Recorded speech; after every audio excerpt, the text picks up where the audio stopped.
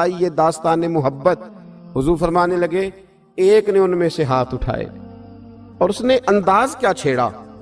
عرض کرنے لگا اللہ تو جانتا ہے نا میں نے بکریاں رکھی ہیں، میں غریب ہوں، مزدور ہوں، اور مالک تو یہ بھی جانتا ہے کہ میرے بچے بھی ہیں، بیوی بھی ہے، پر میں جب بھی گھر لوٹا ہوں تو دودھ میں نے بچوں اور بیوی کو پہلے نہیں دیا، بوڑھے ماں باپ کو پہلے دیا۔ اللہ میں نے ان کے ساتھ ہمیشہ کرم کے بازو کھول کر معاملہ کیا۔ وہ غار میں تنہا بیٹھے ہیں اور اپنے مالک کو منا رہے ہیں۔ عرض کرتے ہیں اللہ تجھے یاد ہے نا ایک رات جب میں بڑی دیر سے لوٹا تھا، لکڑیاں کاٹتے، درخت تلاش کرتے، مجھے دیر ہو گئی، میں دیر سے لوٹا تھا، نیت یہ کر رکھی تھی کہ دودھ سب سے پہلے ماں باپ کو پلاؤں گا۔ مالک جب میں لوٹا تو وہ بوڑھے تھک ہار کے سو گئے تھے۔ میری بیوی نے مجھے کہا کہ بچوں کو پلا دو، وہ سو گئے، تو میں نے کہا نہیں، میرے ذمے ہے ان بوڑھوں کے دل کو ٹھنڈا کرنا، ان سے پیار کرنا۔ اللہ بیوی مانگتی رہی، بچے طلب کرتے رہے، میری ٹانگوں میں گھومتے رہے، بار بار آتے رہے، اور میں نے دودھ نہیں پلایا۔ اے مالک فجر ہو گئی، آفتاب طلوع ہونے کا وقت آ گیا، پر میں نے ماں باپ کے بیدار ہونے کا انتظار کیا۔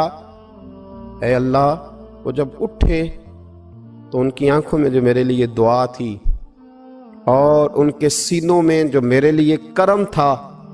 اگر تیری بارگاہ میں وہ نیکی قبول ہے تو مالک پھر رحم فرما، نہ اس مشکل سے آسانی عطا فرما۔ سنو سنو، رسول کریم صلی اللہ علیہ وسلم فرماتے ہیں کہ اس بندے کی دعا مکمل ہوئی تو پتھر تھوڑا سا سرک گیا، اور اتنا سرکا کہ آسمان نظر آنے لگا۔ جس نے ماں باپ کو منایا ہے، ان سے پیار کیا ہے، پھر یہی بات وسیلہ بن جائے گی رب کے ماننے کا، پھر یہ وسیلہ بنے گی، اللہ اس سے مان جائے گا۔ پھر رسول کریم صلی اللہ علیہ وسلم فرمانے لگے، دوسرا بولا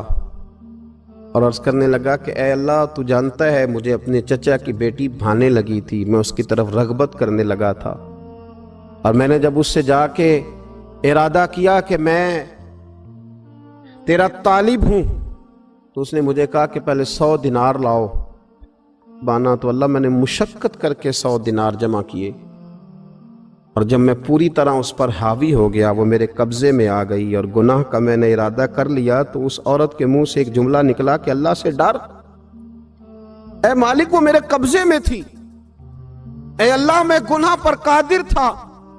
میں چاہتا تو گناہ کر لیتا، لیکن جب اس نے تیرا نام لے کے کہا نا کہ اللہ سے ڈر، اللہ میں ڈر گیا، میں اسے چھوڑ کے آ گیا۔ اگر تجھے یہ بات پسند ہے تو پھر نکال دینا اس مشکل سے، پھر کر دینا کرم۔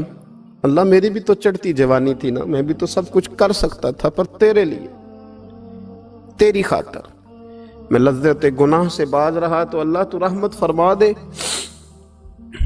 حضور فرماتے ہیں اس کی دعا مکمل ہوئی تھی کہ پتھر تھوڑا اور سرک گیا۔ پھر تیسرا بولا اور اس نے بول کے کہا اے اللہ ایک مزدور کو، ایک دیہڑی دار کو، ایک غریب کو میں نے کام پہ رکھا ہوا تھا، یہ تیرا اور میرا راز ہے اللہ۔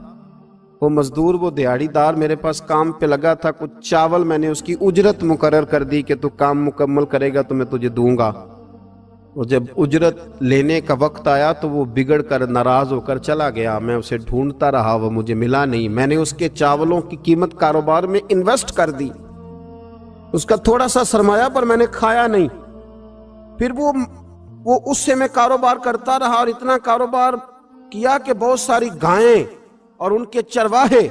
تیار ہو گئے، وہ سالوں کے بعد لوٹا، میں نے اس غریب کا مال کھایا نہیں بلکہ بڑھایا، محفوظ کر کے رکھا، وہ سالوں کے بعد لوٹا اور کہنے لگا میرا مال، تو میں نے کہا وہ ساری گائیں تیری ہیں،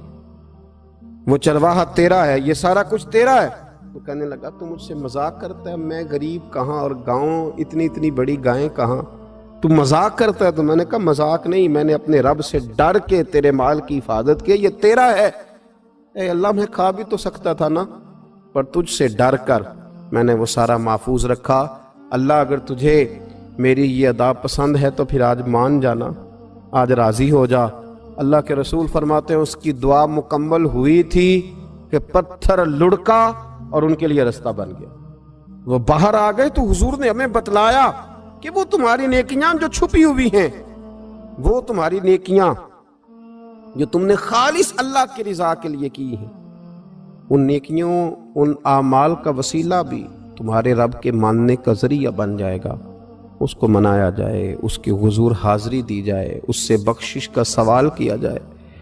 اس کی بارگاہ میں یہ گزارش کی جائے کہ اللہ غریبوں، مجبوروں، کمزوروں اور ان لوگوں کے صدقے جو اللہ رستہ دیکھ رہے ہیں کہ رستہ کب کھلے گا، جو تیری بارگاہ کرم کے سوالی ہیں، ان کے صدقے تو رحم فرما، تو کرم فرما۔ تو میرے عزیز، ایک اور بات جو اللہ کو منانے کے لیے ہمیں ہمارے پیارے رسول صلی اللہ تعالی علیہ وسلم نے بتلائی کہ جب انسان بہت زیادہ عاجزی کرتا ہے نا، بہت زیادہ عاجزی، تو پھر بھی اللہ مان جاتا ہے۔ جب وہ اس کے حضور بہت عجز کا اظہار کرتا ہے، بہت زیادہ عجز کا اظہار کرتا ہے، وہ ڈر جاتا ہے اس سے۔ وَلِمَنْ خَافَ مَقَامَ رَبِّهِ جَنَّتَانِ، فرمایا جو میرے سامنے کھڑے ہونے سے ڈرے گا میں اسے 2 جنتیں عطا کروں۔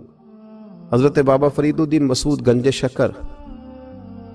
بابا صاحب رحمۃ اللہ علیہ فرماتے ہیں کہ ایک نیک نوجوان تھا، دن کو روزہ رکھتا، رات کو نماز پڑھتا، پر اللہ سے ڈرتا پھر بھی بہت ہی زیادہ تھا، بڑا ہی ڈرتا تھا۔ موت کا وقت آیا تو ماں ہی تھی بس اس کی، تو ماں سے کہنے لگا اماں تو میری ماں ہے، میرے ساتھ 3 وعدے تو کر۔ اس نے کہا پتر تو بتا، آخری ہجکی لے رہا ہے اور اس غریبنی ماں سے تو وعدہ لے رہا ہے، بتا کیا وعدہ ہے؟ تو عرض کرنے لگا اماں جب میں مر جاؤں نا تو میرے گلے میں رسی ڈال کے تو مجھے گھمانا گھر کے صحن میں، اور لوگوں کو کہنا جو رب کی نافرمانی کرے اس کا یہی حال ہوتا ہے۔ یہ اعلان کرنا جو اللہ کے نافرمان ہوں ان کا یہی اشر کیا جانا چاہیے۔ اور اماں پھر دوسرا وعدہ کر، میرا رات کو جنازہ اٹھایا جائے، میں نہیں چاہتا کہ کسی کے منہ سے یہ لفظ نکل جائیں کہ وہ دیکھو اللہ کا نافرمان جا رہا ہے، رات کو میرا جنازہ اٹھانا۔ اور اماں تیسرا میرے ساتھ وعدہ کر کہ لوگ مجھے دفن کر کے آ جائیں گے تو میری قبر پہ چلی جائے گی، عمل میرے پاس کوئی نہیں، پر مجھے لگتا ہے ماں کے قدموں کی برکت سے عرش کا مالک بھی رحم فرمائے گا۔ اماں تو وعدہ کر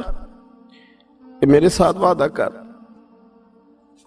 بابا صاحب رحمت اللہ علیہ فرمانے لگے کہ ماں، بوڑھی ماں نے وعدہ کر لیا، کہا بیٹے ٹھیک ہے، اگر تیری یہی ضد ہے تو میں تیار ہوں۔ پھر اس نے کلمہ شہادت پڑھا، اس نوجوان کی روح پرواز کر گئی۔ بوڑھی ماں نے رسی منگائی تو وَلِمَنْ خَافَ مَقَامَ رَبِّهِ جَنَّتَانِ، جو ڈر جائے، اس نے تو کہا تھا نا کہ رسی ڈال کے گھمانا اور کہنا یہ اللہ کا نافرمان ہے، اس کا یہی اشر ہونا چاہیے تھا۔ لیکن جب ماں گلے میں رسی ڈالنے لگی تو گھر کے ہر کونے سے آواز آنے لگی، خبردار یہ رب کا دوست ہے، اللہ کے دوستوں کے ساتھ اس طرح کا معاملہ نہ کیا جائے، اسے چھوڑ دیا جائے۔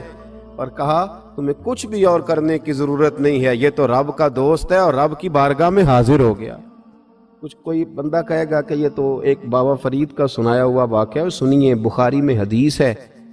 نبی پاک صلی اللہ علیہ وسلم نے فرمایا، حضرت ابو ہریرہ رضی اللہ تعالیٰ عنہ راوی ہیں، حضور فرماتے ایک شخص مرنے لگا تو اپنے بچوں سے کہنے لگا کہ میں جب مر جاؤں تو مجھے جلا دینا، اور پھر میرے جلے ہوئے وجود کو پیس دینا، پھر مجھے ہوا میں اڑا دینا۔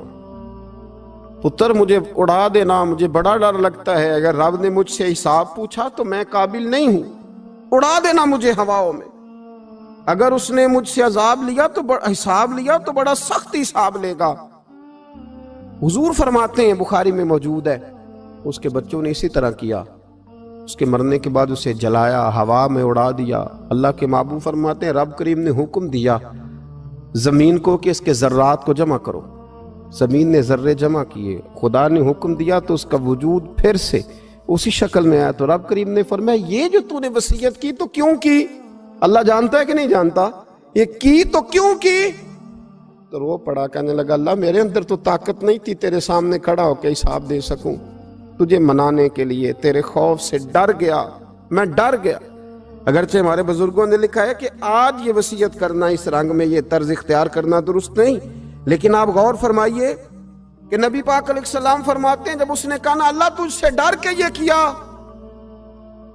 تو رب کریم نے فرمایا جا پھر میں نے تیری مغفرت کر دی۔